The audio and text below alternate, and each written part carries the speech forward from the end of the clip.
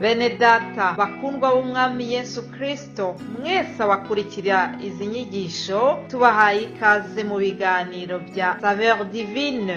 Ibi biganiro mu bitegurirwa n'abavugabutumwa bwiza batandukanye, akaba ari umuhamagaro ugendera ku ijambo ry'Imana byanditse mu gitabo cy'ubutumwa bwiza uko bwanditswe na Matayo ibice 24 umurongo wa 14. Kandi ubutumwa bwiza bw'ubwami buzigishwa mu isi yose ngo bube ubuhamya bwo guhamiriza amahanga yose, nibwo imperuka izahera ko ize. Ibi biganiro mubikurikira ku channel ya YouTube yitwa Saveur Divine. Tubifurije kugubwa neza. Imana Data ari nayo So ibaha umugisha.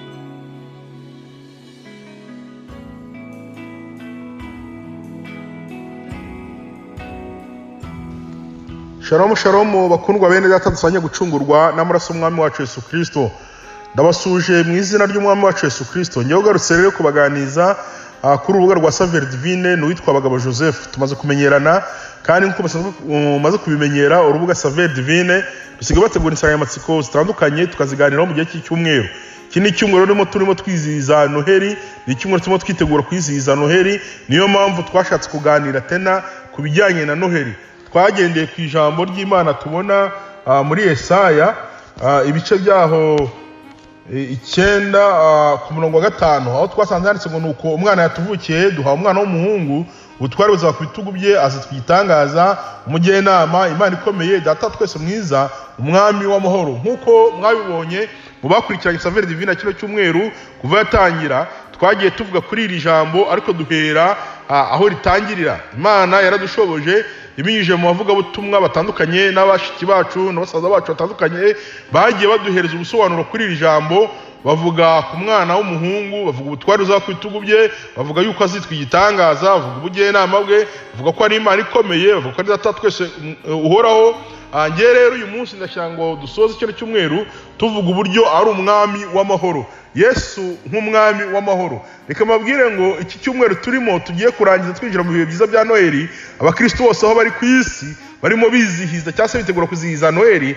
Uyu Yesu tuvuga yavutse kera, si iki gihe ahubwo yavutse kera. Impamvu tubyibuka ni nka anniversaire, duhora twibuka uko kuvuka kwe. Nk'abanyamahanga rero, nk'abantu akenshi batari n'Abisiraheli, byakabaye ikintu rwose kidukomeza cyane ko Yesu yemeye kwigira umuntu, yiyambura ubwiza bwe, yiyambura ubumana bwe kugira ngo aze mu isi abe umwana w'umuntu, aduciye bugufi, ejo n'ejo bundi tuzabone amahoro. Niyo mpamvu yitwa umwami w'amahoro. Reka nkubwire ngo Yesu ni umwami w'amahoro mu buzima bwacu. Uwamwakiriye agwiza amahoro, uwamubonye agira amahoro. Akankwibutsa n'igisambo bari kumwe ku musaraba ngo byari bibiri, ngo kimwe gihishuriwe uwo babambanywe uwo ari we, ngo cyuzura amahoro. Kiramubwira ngo databuja, kiramubwira ngo data nugera iwawe uzanyibuke.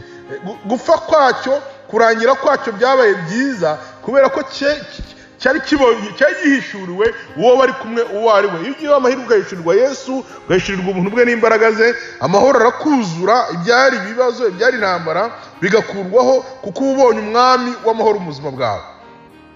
Ndimo mvuga aya magambo akenshi ntekereza no kubigishwa ba Yesu, abagiye babana nawe, abakoranye nawe, banyuze mu bihe biruhije bitari byoroshye, ariko kubera ko bari bamutunze nk'umwami w'amahoro, ubuzima bwabo bwagiye bwuzura amahoro. N'aba Paulo bakoze mu bihe biruhije ariko bagiye buzura amahoro, ubuzima bwabo bukuzura amahoro. Reka nkubwire ngo Yesu ni umwami w'amahoro.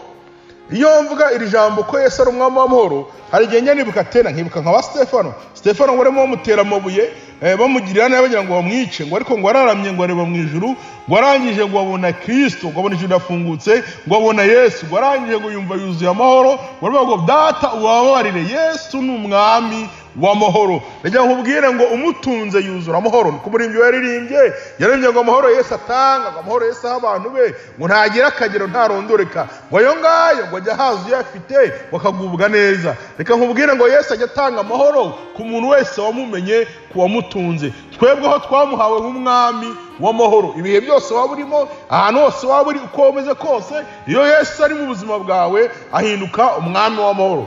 Hari amagambo y'Imana arasomye muri Yohana uhereye mu bice 4 guhera ku 5 ukamanuka kugeza hasi, hari inkuru z'umusamariyakazi wari ugiye kuvoma agahura na Yesu.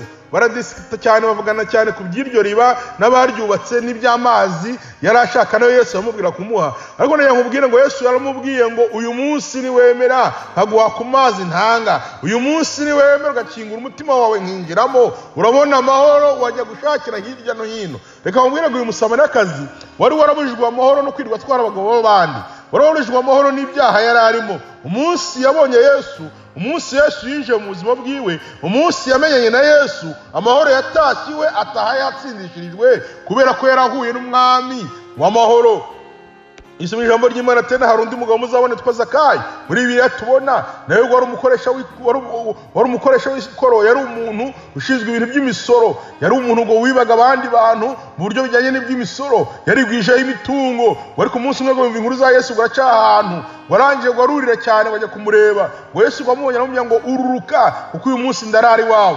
Umunsi Yesu yageze iwe, Zakayo yahise yinjirirwa n'amahoro mu buzima bwiwe, ibyo yari atunze yibye arabisubiza, ndetse amenya no gufasha abakene. Yesu ni umwami w'amahoro. Ubuzima bwawe nibugira Yesu uzuzura amahoro, imibereho yawe nigira Yesu uzuzura amahoro. Niba ukeneye amahoro mu buzima bwawe, hamagara Yesu azabwinjiremo. Yesu ni umwami w'amahoro. Bibiri twereka abantu benshi cyane, bisomye mu butumwa bwiza bwa Yohana, ugenda ubona neza iby'Imana yagiye ikora, uburyo Yesu yagiye ahura n'abantu barabuze amahoro, abantu uburwayi bubishe, abantu bameze nabi, ariko bahura nawe bagatahana amahoro. Reka nkubwire, hari abadamu babiri biri tubwira ngo rero barafishe musaza wabo, ngo babona rwose Yesu mutubecyo nyize ngo Yesu ntiyaza, ngo Yesu gaza kuzashize iminsi na musaza wabo yarapfuye, baravuga ngo mbese uje gukora iki korona yapfuye kandi akamaze no kunuka. Ariko Yesu ageze mu rugo rwabo, Yesu garabanje ngo yumva agize ikiniga, hari abasoma ngo Yesu gwararira,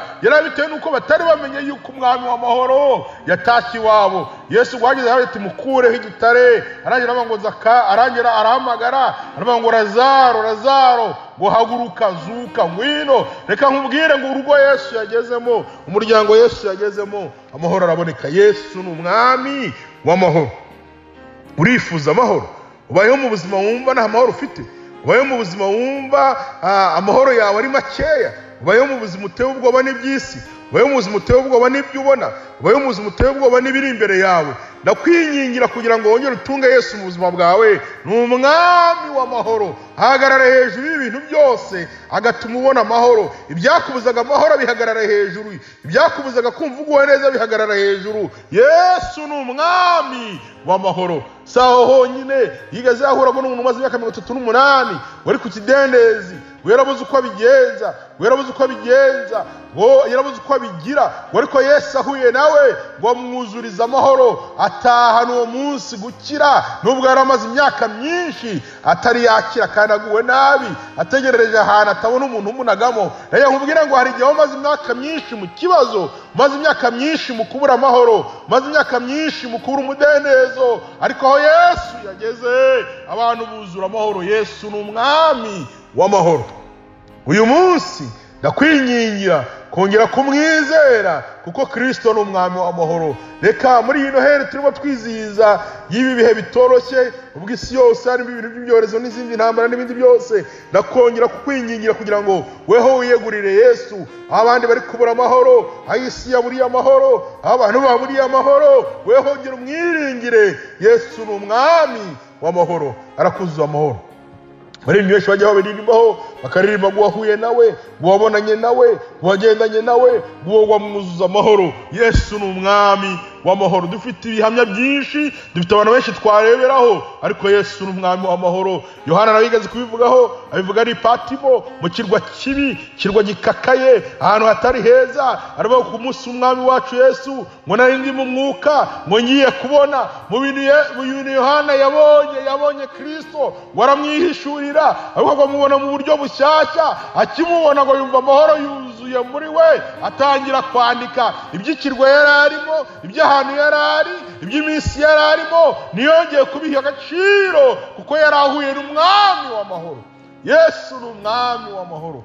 mwene data mushiki wanjye ukurikirana ikiganiro cya Saveur Divine, muri kino cyumweru turimo tuvuga kuri iri jambo twasomye, ndagira ngo ubwire ngo Yesu mwiringire, Yesu mufate umugire wawe, Yesu mugire inshuti, Yesu mugire umuntu, umugire uwo mubana, ugire uwo muturanye, umugire uwo mugendana, ubuzima bwawe buzaba ubuzima bw'amahoro. Yesu ni umwami w'amahoro. Imana ikuzuze amahoro atangwa na Yesu, mu izina rya Yesu Kristo Nazareti, amen.